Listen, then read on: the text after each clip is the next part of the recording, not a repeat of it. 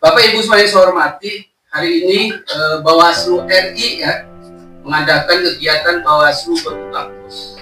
Saya sekali lagi ingin ucapkan terima kasih kepada Pak Puadi karena dengan beliau keliling kampus, Bawaslu DKI jadi ngawal. Jadi Bawaslu DKI kelihatan hidup gitu ya, ngawal beliau. Oh, Bawaslu RI ada, Bawaslu DKI juga ada gitu kan. Dan juga Bawaslu Kabupaten Kota ya ikut mengawal, ikut hadir, ikut mengikuti kegiatan ini. Terima kasih. Sekali lagi terima kasih juga kepada kampus ya, UNAS yang menerima kami, menerima Bawaslu RI untuk bisa menjadi tempat kegiatan ini ya. Sosialisasi penanganan pelanggaran pemutakhiran daftar data dan daftar pemilih bagi pemilih pemula. Ya, sebagaimana kita ketahui bersama, dalam penyelenggaraan pemilu ada 3 unsur penting yang harus ada. Ada pertama penyelenggara dulu, baru ada peserta dan pemilih, ya, daftar pemilih. Kalau salah satunya nggak ada, saya kira pemilu akan ditunda, gitu ya, sampai berapa lama sehingga tiga-tiganya itu ada. Karena kalau nggak ada salah satu, pesertanya nggak ada, maka kita mau memilih siapa jadi wakil-wakil kita. Juga pemilih, kalau pemilih nggak ada, siapa yang mau memilih wakil-wakil?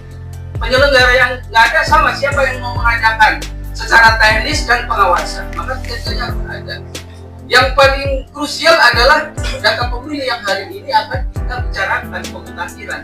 Karena dari data pemilih itulah maka muncul hak pilih. Siapa yang boleh memilih, siapa yang tidak. Siapa yang memenuhi syarat, siapa yang tidak memenuhi syarat. Jadi ada pemilih yang tidak memenuhi syarat, gitu ya. Kemudian berapa banyak logistik yang dibutuhkan, berapa banyak TPS yang dibutuhkan dengan jumlah data pemilih se-Indonesia 100 sekian juta, se-DKI 8.200.000 sekian, berapa jumlah TPS dan sebagainya.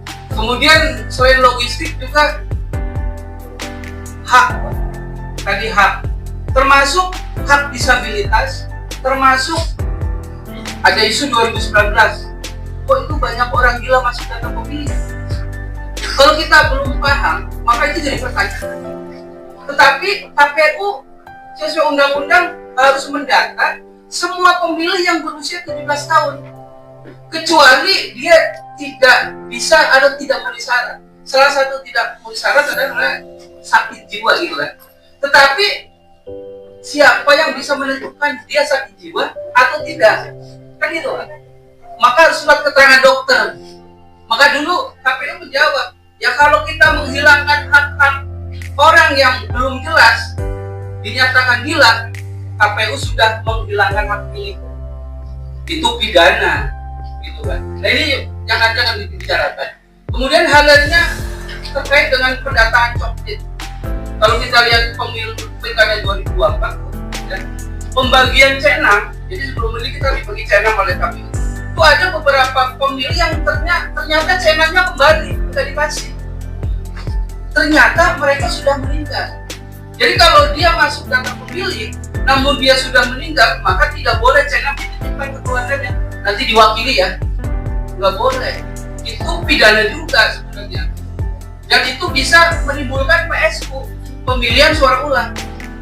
Juga bagaimana dengan pemilih pemula yang hari ini akan kita diskusikan teman-teman mahasiswa yang baru, yang 17 tahun dan sebagainya, gitu kan.